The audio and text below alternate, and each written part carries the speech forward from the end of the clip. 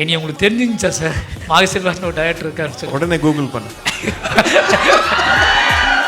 Title sponsors Sunland Refined Sunflower Oil மற்றும் Alia Cotton Presents Behind Its இசை Maamannan A R Rahman. Powered by GT Holidays, Adyar Ananda Bhavan sweets and snacks மற்றும் A2B restaurant, AGS தங்க மாளிகை, அரோமாக் மார்கி, அண்ணா நகர் விமலம் mess, ஷோபாத family shop மற்றும் Bharat franchise.in. டெஃபினட்டாக பரியரும் பெருமாள் பண்ணும்போது படம் பார்த்து அந்த படம் பார்த்து எல்லாம் ஃபுல்லாக ஊர் ஃபுல்லாக சொன்னாங்க. பட் எனக்கு ரோஜா முடிஞ்ச உடனே ஐ திங்க் ஒரு ஹோலி புக் படித்தேன். இந்த ஹோலி புக்கில் என்ன போட்டிருந்ததுன்னா, பண்ணுறது ஒழுங்காக பண்ணும், எனக்கு காசு வாங்குறோம் இல்லையா. இது நான் ஒரு 2 வாரத்துக்கு முன்னாடி யோசித்தேன். முன்னுக்கு வரணும்னா இதை கட்டி போடணும், இதை நாய் மாதிரி ஆக்கி கட்டி, நீங்கள் வச்சிருக்கல நிறைய நாய், அதை கட்டி போட்டு ஒரு சங்கிலியில் வச்சா தான் நடக்கும் கதை.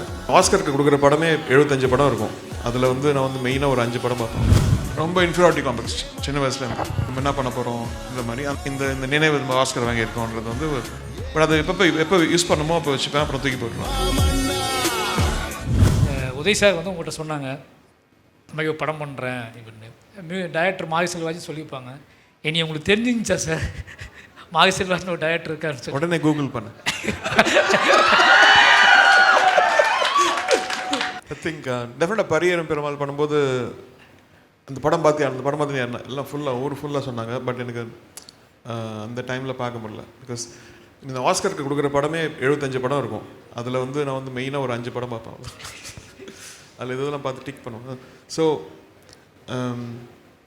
மெயின் விஷயம் சொல்லப்போனால் எனக்குள்ளே இருக்கிற ஆதங்கம், நம்ம சொசைட்டி எவ்வளோ முன்னுக்கு வந்துடுச்சு, இன்னும் ரொம்ப ப்ரிமிட்டிவாக சில விஷயம் நடக்குது. நம்ம சிட்டியில் நடக்கலை, ஊர்லெலாம் கேட்கும்போது.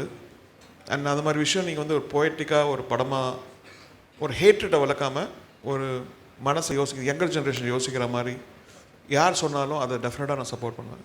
ஐ திங்க் ஒரு மனிதம் மேலே வரத்துக்கு எவ்வளோ இசை ஹெல்ப் பண்ணுமோ, ஆர்ட் ஹெல்ப் பண்ணுமோ, அதுதான் மெயின். ஐ திங்க் இந்த செலெக்ஷன் ஆஃப் அவர் இது சப்போர்ட் பண்ணது, நீங்கள் இது பண்ணது, இந்த ஹோல் டீம், இப்போ இவங்கெல்லாம் அந்த பாட்டை ரசித்தது, இதுக்குள்ளேயுமே எல்லாமே அடங்கியிருக்கு இல்லையா. அண்ட் அந்த விஷயம் ரொம்ப பெருமைப்படுறேன். அந்த படம் எப்படி வேணால் வரலாம், பட் எனக்கு ரொம்ப சந்தோஷமாக இருக்குது. Thank you sir, thank you sir. அடுத்து சார், இப்போ நீங்கள் மாமன்னன் படம் பார்க்கணுன்னு சொன்னீங்க. இப்போ நாங்கள்லாம் திருநெல்வேலியில் இருந்தோம். நீங்கள் பார்க்கணுன்னா இங்கே எப்படி வேணாலும் பார்த்துடலாம், கண்டிப்பாக அங்கே எல்லாம் ரெடி பண்ணி வச்சுக்கோம்.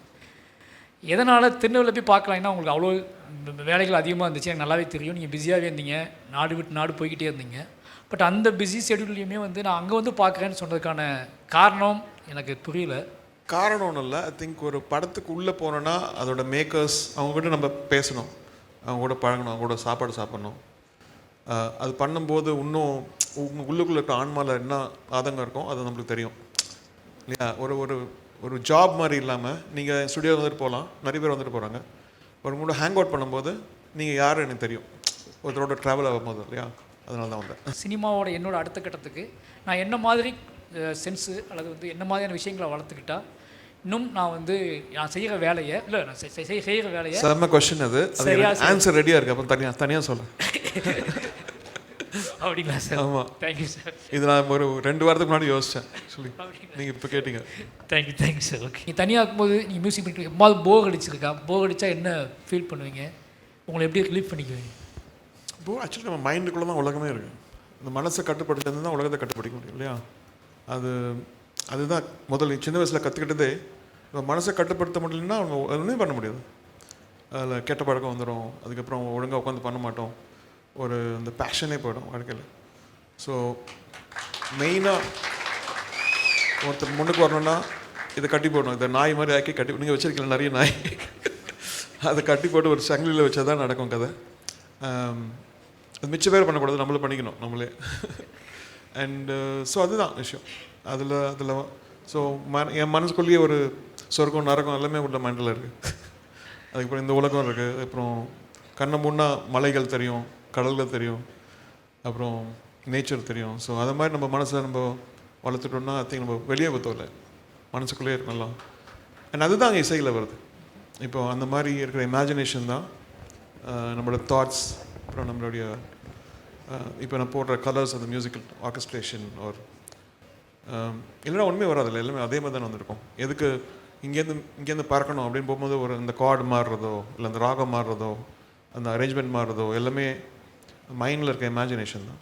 நான் ரொம்ப நேரம் சின்ன நேரம் நினைப்பேன், நம்மளால் ஜீர்ணிக்க முடியாத இயற்கை பேரழிவுகள் அல்லது வந்து மனிதரால் உருவாக்கப்படக்கூடிய பேரழிவுகள் இதெல்லாம் வரும்போது நீங்கள் எப்படி இப்போ நான் இப்போ எண்ணிய பிரிச்சுவல் தன்மை இல்லாத மனிதர்கள் வந்து நாங்கள் அதை கோபம் ஆத்திரமாக கடந்து போயிடுவோம். கோபமும் ஆத்திரமாகவும் ஒரு பயங்கரமான ஒரு என்ன சொல்கிறது விரக்தியாகவும் கடந்து போயிடுவோம். பட் உங்களை மாதிரியான இறை நம்பிக்கை உள்ள மனிதர்கள், பெரும் மனிதர்கள் வந்து இவ்வளோ பெரிய அழிவுகளை, இவ்வளோ பெரிய மனித அழிவுகளையும் சரி, இயற்கை அழிவுகளையும் சரி எப்படி கடந்து எப்படி வந்து அதை எப்படி கடந்து போவீங்க? ரொம்ப டிஃபிகல்ட் வந்து இந்த லாஸ் ஆஃப் லைஃப். இப்போ எங்கள் அம்மா இறந்துட்டாங்க 2 வருஷத்துக்கு முன்னாடி. அதுக்கப்புறம் இப்போ வந்து ஒரிசா, இதெல்லாம் நம்மளுக்குள்ளேயே ஒரு கனெக்ஷன் இருக்குது. அது மனிதர் எது அது வந்து விரோதியாக இருந்தால் கூட ஒருத்தர் இறந்து போயிட்டோம்னா அவங்களுக்கு அப்படியே அவங்களை திருப்பி பார்க்க முடியாது. பட் இந்த வாழ்க்கையே நிலையானது இல்லைல்ல, இது ஒரு டெம்பரரி. நான் அதான் எல்லாருக்கிட்ட சொன்னது, ட்ரான்சிட் ஸ்டேஷன் தான் அது. நம்ம ட்ரான்சிட்டில் தான் இருக்கும். சில பேர் ஃபாஸ்ட்டாக ட்ரான்சிட் ஆகிட்டு போய்ட்றாங்க, சில பேர் வந்து கொஞ்சம் ஜாஸ்தி இருக்காங்க, அவங்க வீசா லேட்டாக வருது. அது ஒரு டீப்பான வருது, நம்ம சொல்ல மாட்டான்னு பார்க்குறோம். இப்போ ரோஜா பண்ணி முடிச்சிட்டிங்க சார், பெரிய ஹிட்டு, பெரிய பிரேக். தமிழ் சினிமாவோட ஒரு மாதிரியான பெரிய பிரேக் நடக்குது, ஒரு பெரிய சகாப்தம் தொடங்குது. எப்படி அவ்வளோ பெரிய வெற்றியை வந்து எப்படி ஹேண்டில் பண்ணீங்க? எப்படி அந்த வயசில் எப்படி சுமந்தீங்க? ஸோ அது ஒரு மாதிரி ட்ரான்சிஷன் பீரியட். அந்த டைம்லேயே ஒரு ஜென் மோட், அதாவது இந்த ரினன்சேஷன் சொல்கிற மாதிரி மென்டல் ரினன்சேஷன் அப்போ ஆரம்பிச்சிச்சு. ஒரு மாதிரி 89லேருந்தே எல்லாமே நிலையானது இல்லைன்ற மாதிரி ஒரு கைண்ட் ஆஃப். பட் பண்ணுறது ஒழுங்காக பண்ணோம். ஏன்னா காசு வாங்குறோம் இல்லையா, அதுக்கு நல்ல பேஷனோட பண்ணோம். அண்டு ரோஜா முடிஞ்ச உடனே ஐ திங்க் ஒரு ஹோலி புக் படித்தேன். அந்த ஹோலி புக்கில் என்ன போட்டிருந்ததுன்னா, நான் மனிதனுக்கு கொடுக்குற பெரிய டெஸ்ட்டே பணமும் புகழும். அது இன்னொரு கேட்டேன், என்ன சொன்னீங்க? இது ஒரு டெஸ்ட். அந்த டெஸ்ட்டுன்னு சொன்ன உடனே இந்த ஹோல் அந்த வியூ எல்லாமே மாறிடுச்சு. அதாவது இந்த சந்தோஷமே எல்லாமே போயிட்டு ஒரு டெஸ்ட் ஆகுது என்ற மாதிரி அப்போவே அந்த மனநிலை வந்துடுச்சு. அதனால் அதிக உலகத்தின் உள்ள நிறைய மனிதர்களுக்கு ரகுமான் அப்படிங்கிற ஒருத்தர் தெரியும், நம்மளை தெரியும் அப்படிங்கிற நினப்பு உங்களுக்கு அது என்னவா யோசிக்க வைக்கிது? என்னவா அதை புரிஞ்சுக்கிறீங்க? அதுக்கு என்னவா ரெடியாக இருக்கீங்க? அது ஒரு சென்ஸ் ஆஃப் ரெஸ்பான்சிபிலிட்டி. ஆனால் அது ஒரு இப்படியும் போகலாம் அப்படியும் போகலாம் இல்லையா, அதே எப்படி கவுக்கலாம். லைக் ஒரு தப்பு பண்ணால் போதும், அது எல்லாம் அனுபவிக்கிறவங்க எல்லாமே ஹேட் பண்ணுவாங்க.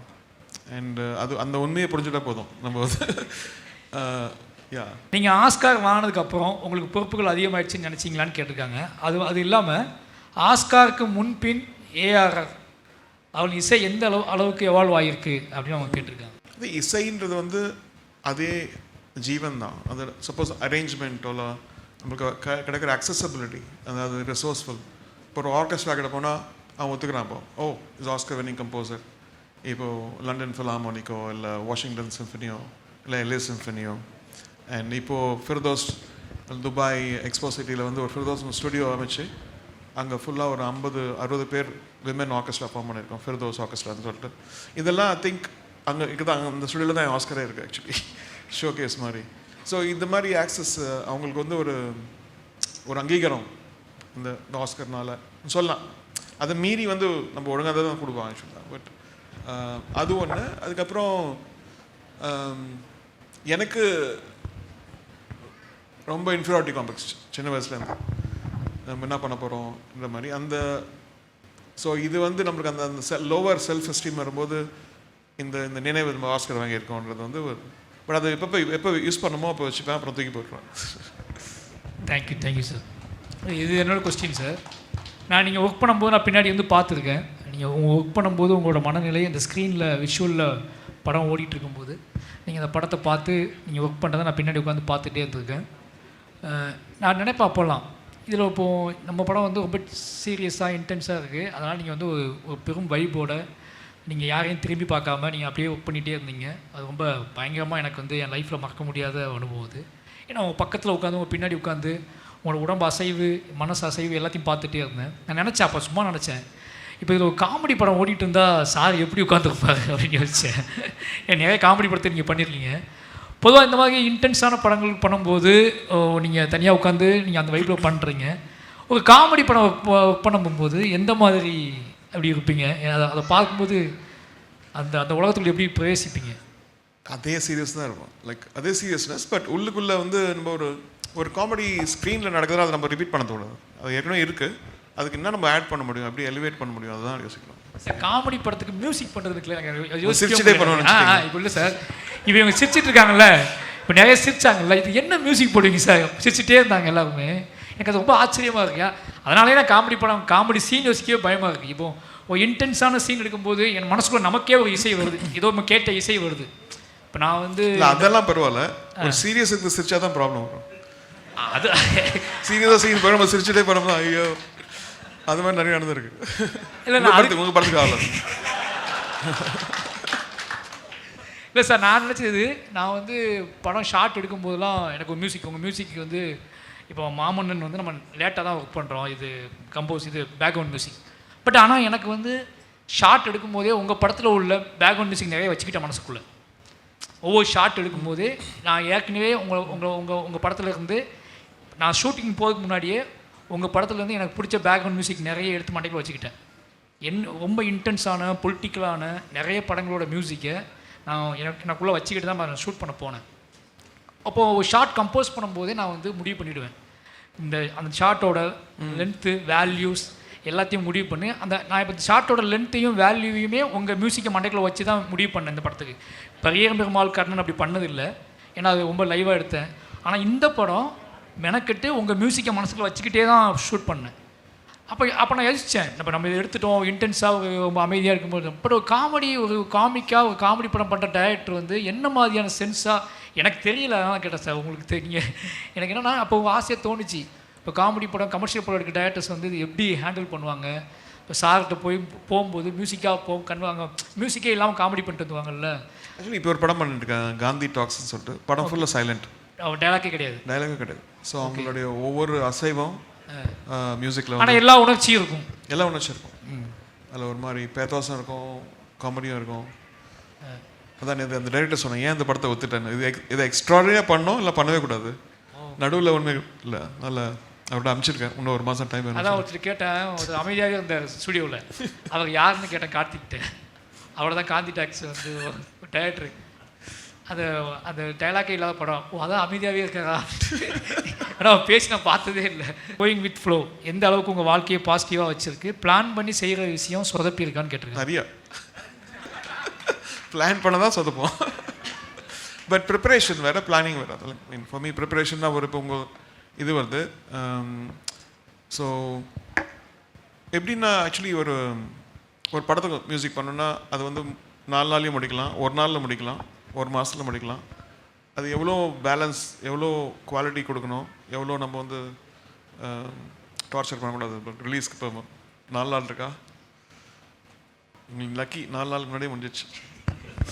எனக்கு அதான் ஆச்சரியமாக இருக்குது சார், இந்த பக்கம் ப்ரெஷர் போடுறாங்க நிறைய, ஆனால் நீங்கள் வந்து ஐயோ லக்கி சீக்கிரமாக முடிச்சிட்டிங்க அப்படிங்கிறீங்க, இது என்னடா இது?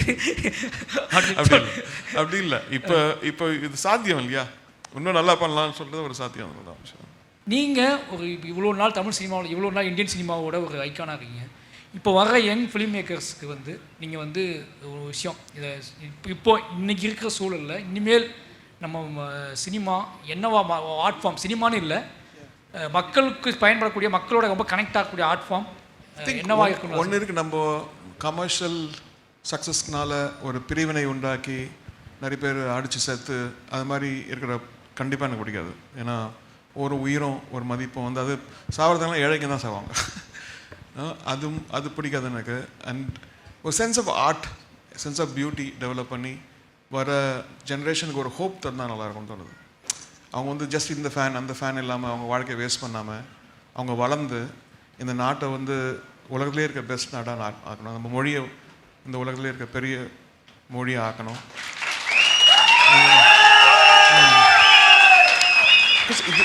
இதில் தான் அந்த சுவாசியம் இருக்குல்ல, இதில் தான் அந்த ஆர்டிஸ்டிக் ஜீனியஸ் இதில் போட்டு நம்ம நெக்ஸ்ட் ஜென்ரேஷனை வந்து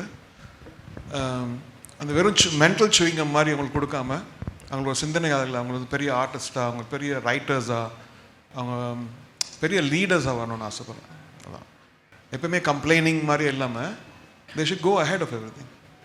எப்பவுமே கம்ப்ளைண்ட் பண்ணாமல் இல்லை, அவங்க வந்து ஓகே நீ இது நான் வந்து 10 மடங்கு பெருசாக வளர்ந்துடுறேன் ஒன்றுட்டு எல்லாத்துலேயும், என் மனநிலையில், என்னுடைய சோஷியல் ஜஸ்டிஸில், என்னுடைய ஆர்டிஸ்டிக்னஸில், என்னுடைய லிட்ரேச்சரில், அது மாதிரி ட்ரிகர் ஆச்சுன்னா ரொம்ப நல்லா இருக்கும் தோணும். எங்கள் ஒய்ஃப்க்கு வந்து பைக்கில் கூப்பிட்டு போகணும்னு சொல்லிட்டு நைட்டு 11:30 மணிக்கு சம்டைம்ஸ் உங்களோட பைக்கை வாங்கி நான் 2-3 தடவை கூப்பிட்டு போயிருக்கேன். நீங்கள் நிறையா தக்லைஃப் மூமெண்ட்ஸ்லாம் வந்து கொடுக்குறீங்களா சார்? உங்கள் ஃபேமிலியில் யாராவது கொஸ்டின் கேட்கும்போது அந்த மாதிரி நிறைய தக்லைஃப் மூமெண்ட்ஸ்லாம் கொடுத்துருக்கீங்களா சார்? சாவேஜ்னு சொன்னாங்க. சாவேஜஸ். இது சன்லாண்ட் ரீஃபைன் சன்ஃப்ளவர் ஆயில் ஊட்டச்சத்தும் எதிர்ப்பு சக்தியும் நிறைந்த பிசுபிசுப்பில்லாத சன்லாண்ட் ரீஃபைன் சன்ஃப்ளவர் ஆயில் மற்றும் Aaliya cotton dhotis and shirts presents Behindwoods இசை Maamannan A R Rahman. Powered by GT Holidays, Tamil Nadu's #1 travel company, Adyar Ananda Bhavan sweets and snacks மற்றும் A2B ரெஸ்டாரண்ட். உங்கள் பசியார எங்கள் ருசி பேசும் ஏஜிஎஸ் தங்க மாளிகை, சேதாரத்தை சேமிப்பாக்கும் ஏஜிஎஸ் தங்க மாளிகை திருச்சி, அரோமா அக்மார்கி, ஆனந்த அனுபவம் அரோமா அக்மார்க்னே, அண்ணாநகர் விமலமிஸ் அம்மாவின் கைப்பக்குவம், ஷோவாதி family shop, Thiruvanmiyur Mogappair west, Srinagar மற்றும் Bharat franchise.in. Simplify your growth. Title sponsors Sunland Refined Sunflower Oil மற்றும் Aaliya cotton presents Behindwoods இசை Maamannan A R Rahman. Powered by GT Holidays, Adyar Ananda Bhavan sweets and snacks மற்றும் A2B ரெஸ்டாரண்ட், ஏஜிஎஸ் தங்க மாளிகை, அரோமா அக்மார்கி, அண்ணா நகர் விமலம் மெஸ், ஷோபாத ஃபேமிலி ஷாப் மற்றும் Bharat franchise.in.